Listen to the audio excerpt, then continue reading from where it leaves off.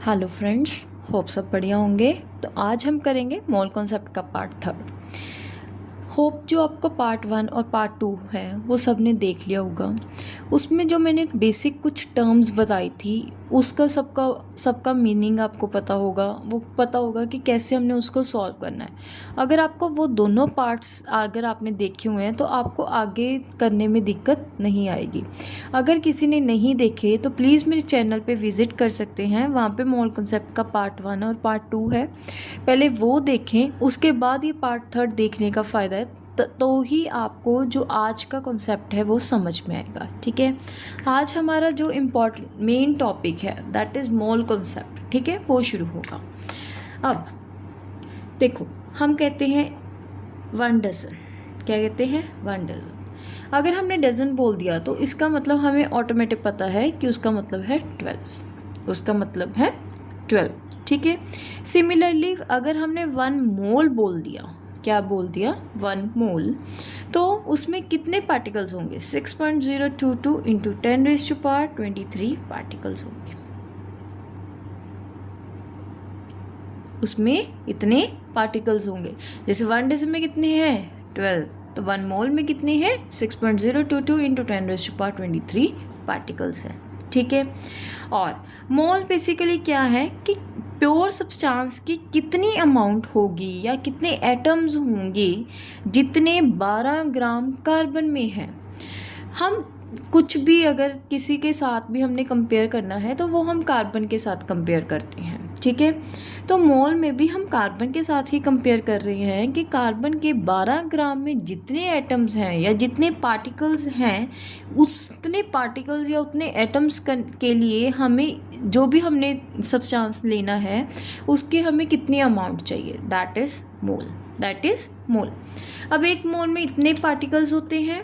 ठीक है, और इसकी वॉल्यूम कितनी होती है? 22.4 डेसीमीटर क्यूब, या फिर हम 22.4 लीटर भी बोल सकते हैं। जो ये मैं यूनिट्स लगा रही हूँ ये आपको ज़रूर पता होना चाहिए कि ये लीटर में है, मिलीलीटर में नहीं है, या डेसीमीटर क्यूब में ही है। अगर आपको वो चेंज ज़रूर आना चाहिए कि 1 लीटर में कितने हैं, कितने मिलीलीटर्स हैं, या डेसीमीटर में कितने सेंटीमीटर्स हैं। ठीक है, और ये और किसके इक्वल होता है? मोलर मास के या मॉलिक्यूलर मास के भी जो मोल है वो इक्वल होता है। क्या होता है? इक्वल होता है। ठीक है, होप यहाँ तक सबको समझ आ गया। ये इसे हम क्या बोलते हैं? वॉल्यूम। कौन से वॉल्यूम? Molar volume. ठीक है, मोलर मास मतलब उसमें कितना मास है, और ये उसके पार्टिकल्स हो गए। ये उसके क्या हो गए? पार्टिकल्स हो गए। ठीक है, अब हमारे पास एग्जाम्पल है, what is the mass in grams of 2.5 moles of calcium hydroxide. ठीक है, अब हम मास कैसे निकाल लेंगे? इन सब के हमें क्या होना चाहिए? पहले फॉर्मूलाज पता होना चाहिए। तो अब हम करेंगे इम्पॉर्टेंट फॉर्मूलाज। ठीक है, तो मोल निकालने का, नंबर ऑफ मोल्स का क्या क्या फॉर्मूला है? सबसे पहले हम मास के फॉर्म में करते हैं, जितना मास गिवन है। ठीक है, upon molecular mass, upon molecular mass. ठीक है, ये एक नंबर ऑफ मोल्स निकालने का फॉर्मूला है। दूसरा है नंबर ऑफ मोल्स निकालने का कि हमें जितनी वॉल्यूम गिवन है, गिवन वॉल्यूम इन लीटर्स लेनी है बेटा, डिवाइडेड बाय 22.4। ठीक है, और लास्ट फॉर्मूला है गिवन नंबर ऑफ पार्टिकल्स, जो भी हमें गिवन हो वो ऊपर लिखेंगे, डिवाइडेड बाय जो एक मोल में प्रेजेंट है वो उसे हम क्या करेंगे? नीचे डिवाइड कर देंगे। ठीक है, अब हमें क्या पूछा? What is the mass in grams, मतलब हमने ये निकालना है। ये formula, number of moles given है, मॉलिक्यूलर मास हम फाइंड आउट कर लेंगे, तो अब हम क्या निकालेंगे? इसका मास। तो सबसे पहले हम क्या करेंगे? उसका मॉलिक्यूलर मास निकालेंगे। होप सबने जो मॉलिक्यूलर मास निकालने का तरीका है वो आपको समझ आ गया। अगर किसी को कोई भी डाउट है तो आप दोबारा वीडियो देख सकते हैं। कैल्शियम का 40 plus 2 into 16 plus 2 into 1 that is 74 ग्राम। ठीक है, अब हम क्या लगाएंगे फॉर्मूला? सबसे पहले ना आपको अगर फॉर्मूलाज याद है ना तो आपको कुछ भी दिक्कत नहीं आएगी। ये 3 फॉर्मूला से ही आपका सारा कुछ हो जाएगा। बहुत इजी होते हैं इसके न्यूमेरिकल्स, आपको थोड़ी टेंशन लेने की ज़रूरत नहीं है। बस आपको अगर आप कैलकुलेशन में मत कोई गलती कर देना, अगर आप कैलकुलेशन में गलती करेंगे तो फिर तो गड़बड़ है। अदरवाइज़ इसमें बहुत ज़्यादा इजीली आपके जो न्यूमेरिकल्स हैं वो सॉल्व होते हैं। सीधे आपने अभी भी देखा हमने क्या किया, जस्ट फॉर्मूला पुट किया और हमारा न्यूमेरिकल हो गया।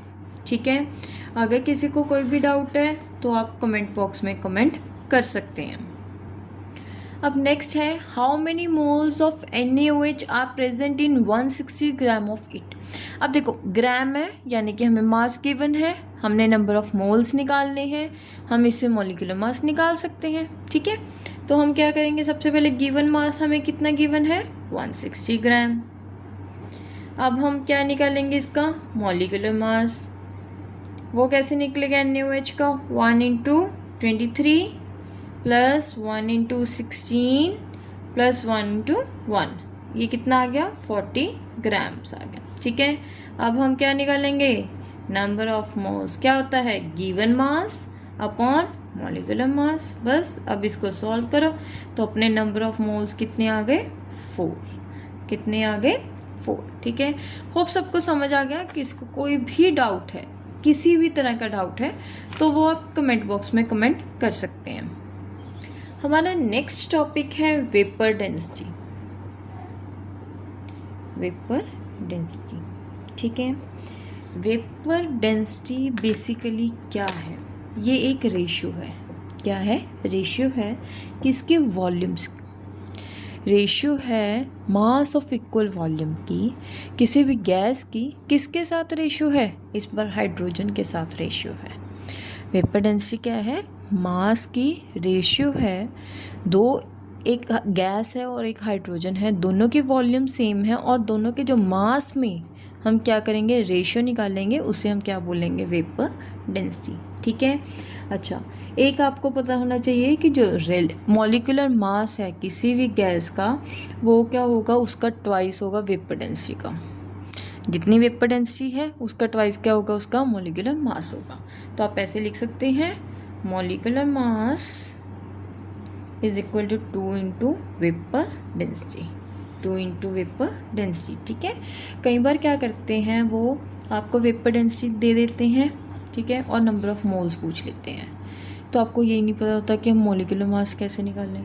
तो वेपर डेंसिटी से पहले मॉलिक्यूलर मास निकाल लो, फिर उससे गिवन मास एंड देन हमारा क्या निकल जाएगा number of moles find out हो जाएगा। होप सबको समझ आ गया। किसी को कोई भी डाउट है तो वो कमेंट बॉक्स में कमेंट कर सकता है। Please like subscribe and share.